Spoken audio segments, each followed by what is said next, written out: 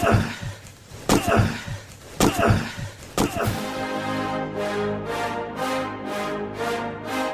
rolls out to the right, pitches off to Taylor, and Taylor's to the 20, down to the 15, down to the 10, 5, 4, 3, 2, 1. Touchdown, Billy Taylor! Touchdown, Billy Taylor! Billy Taylor scored a touchdown from 21 yards out. The crowd goes berserk. It was November 22nd, 1969. That they came to Barry, Michigan, all dressed in maize and blue. The words were said, the prayers were read, and everybody cried. But when they closed the coffin, there was someone else inside. Oh, they came to Barry, Michigan, but Michigan wasn't dead. And when the game was over, it was someone else instead. 11 Michigan Wolverines put on the gloves of gray, and as the organ played the victors, they laid Woody Hayes away. Under center is Wangler at the 45. He goes back. He's looking for a receiver. He throws downfield to Carter.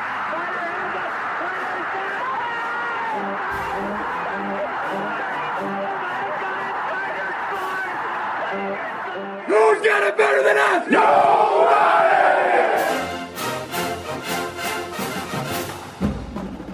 Welcome to the Michigan Man Podcast on Wolverine Sports Radio, a member of the V Sporto Network, and in partnership with SB Nation's Maize and Brew, for Wolverine fans from coast to coast. Go Blue and welcome to the show. I'm your host, Mike Fitzpatrick. Our guest on this week's Game Day edition is beat writer Orion Sang from the Detroit Free Press. Before he joins us, let's get it started with my view from Section 17. Now this week we'll only have one show for you. We are moving the studio. Not great timing, but we didn't have any choice, so we won't have time to get two shows up. We will be situated in our new digs by the end of the week so that we are ready to roll and be back next week with our regular two shows in preparation for the game. What a satisfying win it was on Saturday. What we saw is the reason Jim Harbaugh hired Josh Gattis and gave him the keys to this offense. In the past 4 years, we played bully ball, which is just fine, but when we could not run the ball, especially against elite opponents, we struggled or we lost. On Saturday, we didn't waste time pounding the ball against a very good Spartan front. Instead, we attacked them through the air and ran the ball just enough to keep them honest. We couldn't or wouldn't do that last year. Shea Patterson was brilliant on Saturday, too. It has taken some time, but now we are seeing an offense that is capable of attacking defenses in a variety of ways. Josh Gattis doesn't like beating his head against the wall. If they load the box, throw. When they back off, mix in the runs and the bubble screens. It's all coming together. This week is the next test. Indiana has their best team in recent memory. They went into Happy Valley on Saturday and played Penn State tough. No easy task, as we well know. They are 7-3, and this is a huge game for them. We can't look ahead to what happens next weekend, so we have to be focused, start fast, and put these Hoosiers away. This will be a challenge, but you know that's okay. Good teams like challenges, and if you want to be a good team, these are the kind of games you need to win on the road. My guest today says he thinks this could be a very tight game. Up next on our Game Day segment is beat writer Orion Sang from the Detroit Free Press, here on the Michigan Man, in partnership with our friends at SB Nation's Maize and Brew. So stay tuned.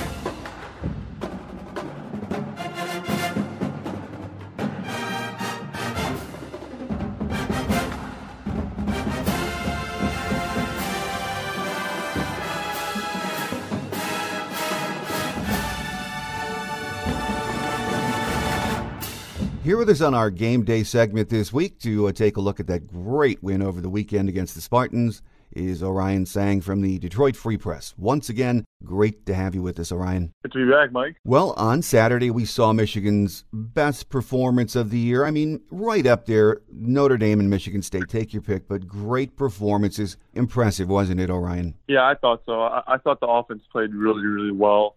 They said earlier this season that the offense was hitting its stride, but I really feel that it's doing so now over these past 3-4 games. What we saw Saturday, we haven't really seen since Mark D'Antonio took over. It was just a complete domination of Michigan State's defense, and I think that bodes well for Michigan's transformation on offense so far. Well, and a special shout out to Shea Patterson, who had a record-setting day against the Spartans.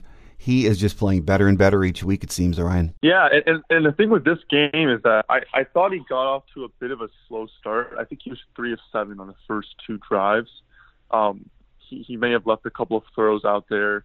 Obviously, there was a 3rd and 4th down on a second drive where he missed the 2 throws. Well, it was good coverage, too, obviously. But then from there, he really settled in. I think he was 4-4 on the 3rd drive, and Michigan scored a touchdown to tie the game. And then he was outstanding on that 98-yard touchdown drive, I thought. He made a big throw to Donovan Peoples-Jones to convert a 3rd down, backed up near their goal line.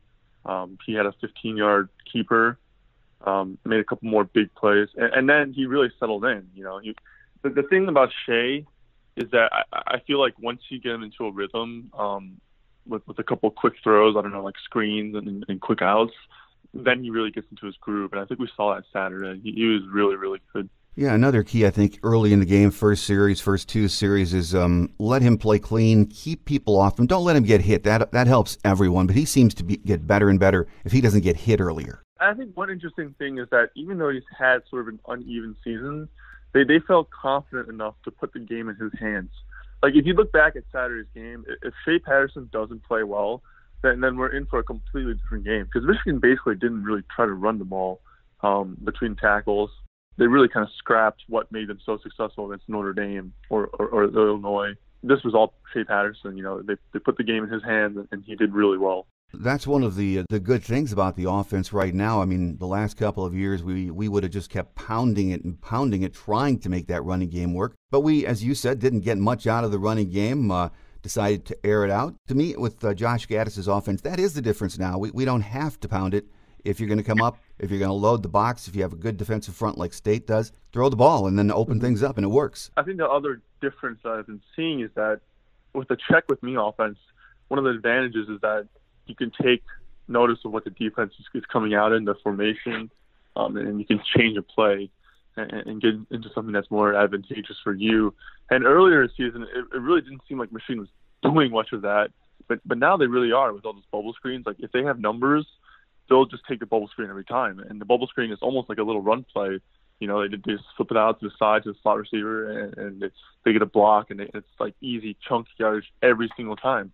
I mean, that play, it seems so simple, but it really feels like that play has completely changed the offense. If you go back to the second half of Penn State, which is really where the whole season turned around, they started finding some success by throwing bubble screens in the second half, and they almost won that game. But ever since then, the offense has been different, and this play has been a huge reason why. Oh, absolutely. And as you mentioned, I think we've all seen this, the entire offense looking more comfortable right now across the board at every position group. And as you said, it's taken some time. I think fans were a little bit impatient in the first 4, 5, 6 games, but they truly are hitting their stride now. I think probably the painful thing for Michigan fans is that a lot of this seems similar to 2016 Penn State. The only difference is that Penn State was still able to get a shot at the Big Ten title, and Michigan is officially out of it. But this might sound similar, obviously, when I say this, but it does give people probably hope for next season, because the way Michigan is trending, I mean, they're 34th in offense on Bill Connolly's SP Plus ratings. If they continue improving, they could have the best offense Jim Harbaugh's ever had. Last year's offense was 25th, and that was the best offense he's ever had at Michigan in terms of those ratings, those efficiency ratings. And they're 34th right now, even after that terrible start to the season. So if they continue improving, I mean, they could finish really high. And then that bodes well for next year, too, just the way things are working, the way things are clicking. Josh Gaddis looks like he's more comfortable. The players do as well. I mean, it's working now, And then Michigan fans obviously will be a little disappointed that it wasn't working earlier. But, Yeah. I mean, it is what it is. I mean, Yeah, absolutely. I agree with you on that, too. The only thing that sort of surprised me at the end of the game, I mean, it was well out of hand late in the fourth quarter, and Shea kept trotting out there. And given that we have, a big game with Indiana this week, and then who at the end of the season, were you a bit surprised he didn't get some of the other guys' reps? Yeah, I was. And then I was thinking about it, if that was Maryland, that they were up 34-10 or whatever it was, they probably would have just taken Shea and the rest of the offense and first-team defense out, because it wasn't just Shea. It was like all the first-team starters were still out there. But it wasn't Maryland. It was Michigan State, so I think that probably had something to do with it. I mean, when you do that, there's always a risk. Obviously, you saw what happened with Alabama. Mm-hmm. They left Tua in the game, although that was a little earlier in the game, second quarter. But still, there's always a risk. Michigan was fine; they got through it. But yeah, I mean, it's Michigan State. I think that probably had a little something to do with it. Well, over on the other side of the ball, defense was really impressive again, and I know the Spartans they're definitely struggling. I think for most of the game they had 3 true freshman offensive linemen, which is never an easy thing. But even given that, as a unit, this defense is just playing at such a high level right now, isn't it? It really seems different from earlier this season. I think there are some pieces that are still finding their way, figuring things out. But now, I mean, you have to give credit to Don Brown. I really thought after last season's departures, that this defense would really take a step back. But it's really right up there, with passing units. He's fielded basically a top 10 defense every single season that he's been at Michigan, and this season he is on track to finish in the top 10. Hats off to Don Brown. He always finds a way, no matter who he loses to NFL or graduation. Well, if there are still concerns about this team, Orion, on either defense or offense, what would you say they are right now? Really, right now would be, how do they match up with Ohio State? And I think we're really seeing a historic Ohio State team. I mean, obviously Indiana is really tough and is really good, but Ohio State's roster is just absolutely loaded. They have as much first-round talent as I've seen since that national championship team that Urban had. Their 2017 class, when they signed that class, I was thinking this could win another title for them, and right now they're on pace to do that. That 2017 class with Chase Young, Jeff Okudah, Sean Wade, Wyatt Davis. I mean, some of those guys are just so good. So the big question right now is how does Michigan match up with them on offense and defense, I think. Yeah, absolutely. And we have one roadblock before we get to to that game. This Saturday we travel to Bloomington, 3:30 kickoff, and this is a good Indiana team. They're coming off a very competitive loss on the road at Penn State, and we know what it's like to play there. This is another huge tune-up or test on the road, Orion. Yeah, no, definitely. I mean, if you look at it, Indiana has always played Michigan tough, especially at Indiana. In 2015, they took Michigan to double overtime. Probably should have won that game, too, honestly, with the way they were playing. 2017, they went to overtime. I mean, this is going to be a really, really tough game. And Indiana's legitimately good this season. They really are. I think the key for Michigan is probably trying to get into favorable matchups, favorable coverages. Indiana's passing attack is pretty solid. They have like a really deep group of pass catchers. The quarterback is it's the same guy that's seen, Peyton Ramsey, which is a kind of a disappointment because I really wanted to watch Michael Penix. That was their new starter, and he added an element of explosiveness to the offense I really hadn't seen before. Just this aspect of verticality. He was able to stretch defenses vertically with his arm. Ramsey is playing well, obviously. It would have been cool to watch Penix play. Well, I don't think a lot of Michigan fans have seen much of Indiana this year. I got to see most of the Indiana-Michigan State game and was impressed. But from what you know about them, what major problems on both sides of the ball do they pose for this Michigan team on Saturday? Yeah, I'd go back to those receivers. I mean, all of them have played really good football in their career. Wap Filior, he's really good. He's leading them in receiving. He can operate from the slot. We saw Michigan have trouble with KJ Hamler. Filior is having a really good season. I don't know if he's as explosive as KJ Hamler, but he's pretty damn good. And he's having a really good season. There are other guys too. Donovan Hale has played good football there. Nick Westbrook. Those guys are good. Hayden Hendershot is having a good season there. Tight end. Ty Freifogel is having a really good season, actually. He's their second leading receiver. I mean, they're just really deep, you know. They're really, really deep at receiver and pass catching in general. So I think it'll be a test for Michigan's secondary, back seven. It'll be hard. They've had some good offenses over the last decade here and there. I mean, some really good offenses. But the defense has always been porous. That is one thing this year that is, it's at least a decent defense this year. Yeah, if you look at the stats, they're playing better. It was always interesting to me because when they did move on from Kevin Wilson, they hired Tom Allen, who's a defensive-minded guy. So I was maybe wondering the past couple of years, like, is Indiana just always destined to be bad on defense no matter who they have? And I think he's a really good coach. And now you're seeing the fruits of his labor kind of pay off. They're really solid on defense. I like that cornerback they have, Mullen. Mm-hmm. It was a nice get from Florida. I think he was a pretty good recruit. Some other good pieces there, and the offense, of course, is still good. So I mean, they're a really tough team. You know, they're having a really good season, and obviously the key for Michigan is you really don't want to get caught looking ahead Ohio State. No, you just can't afford to. This is not the type of game where you can sort of, you know, bumble around for a couple quarters, 3 quarters, still expect to win. You know, you'll lose if you play like that. We cannot start slowly. We've been much better since the Penn State game at coming out and you know, getting up or not letting games get out of hand early. So we need to do that. Stay away from the turnovers. But you know, still, this game scares me because for IU, this is they have a lot on the line for this year and for the future.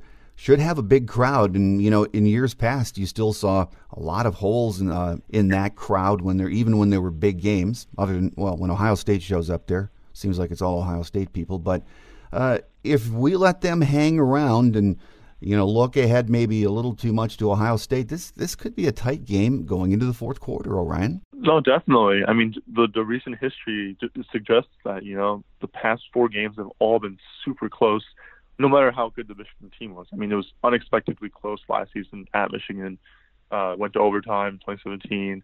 Was really close at Michigan again in 2016. That was a game that Wilton Speight missed. And then 2015, I mean, Michigan was really lucky not to lose. You know, it was a shootout. Michigan couldn't stop Indiana. And it came down to that final goal line stand, you know, when Delano Hill made the pass breakup.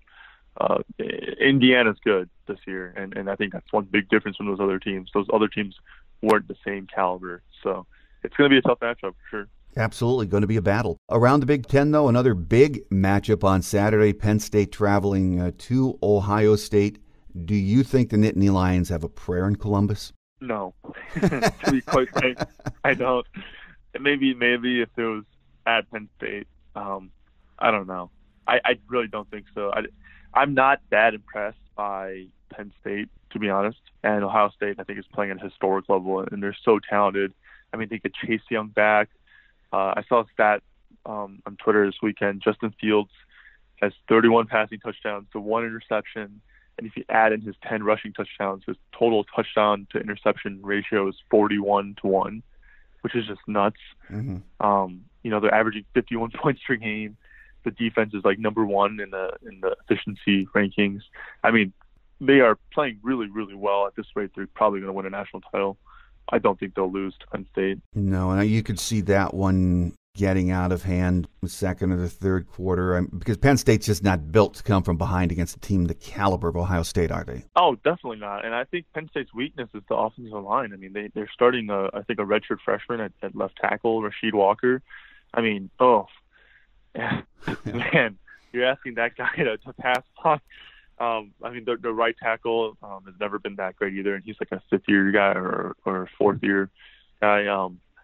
I mean, not having good or great tackles against Ohio State, I mean, that's really asking for trouble. Chase Young is just so good, and he can change the game in just one play. You know, 1 sack fumble. That's all it takes to change the game, and he's really capable of doing that. Well, a final question for you, Orion, and we sort of touched along this on this topic along the way, but we have to beat IU this Saturday, granted. If we do, that sets up a huge game with Ohio State, and as of right now, from what you've seen of the Buckeyes, and of course you see us all year, do we have a chance when they come to the Big House? It'll be tough. I'll start by saying that. I mean, I've said so much about how great Ohio State is and how great their roster is, and I really believe it just from watching what I've seen this season of them. But this is Michigan, Ohio State, I mean, there's always a chance, I think.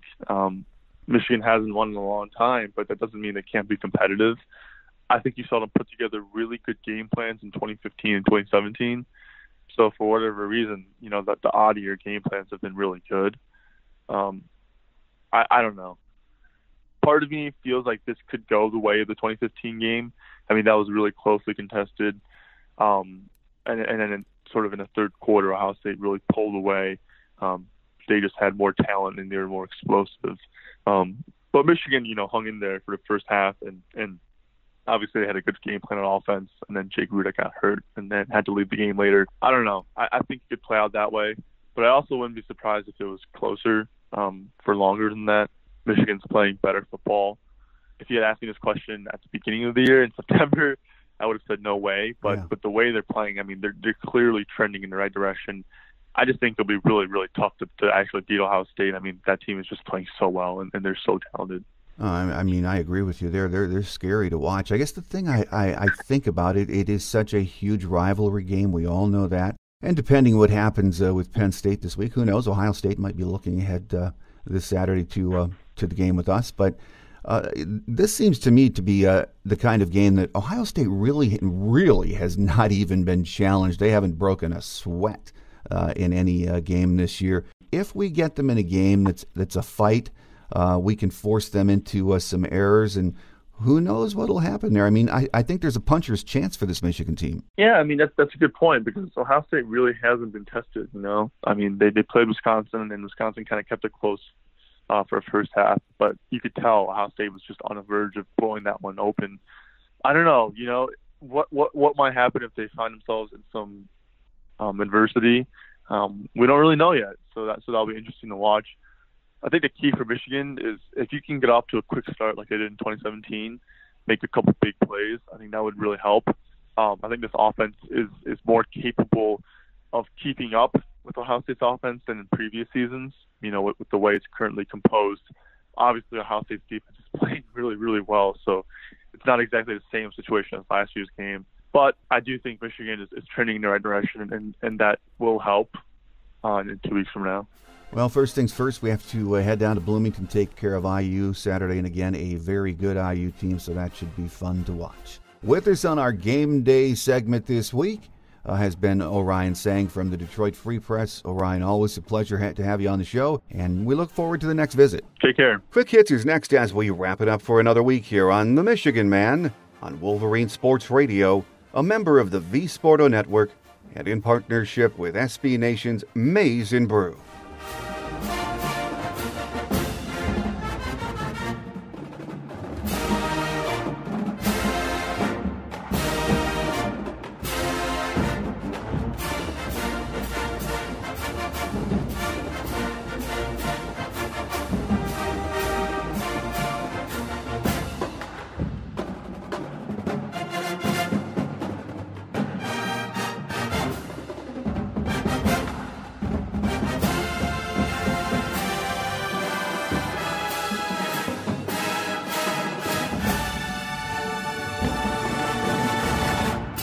On Quick Hits today, once again, we are in great shape from an injury perspective.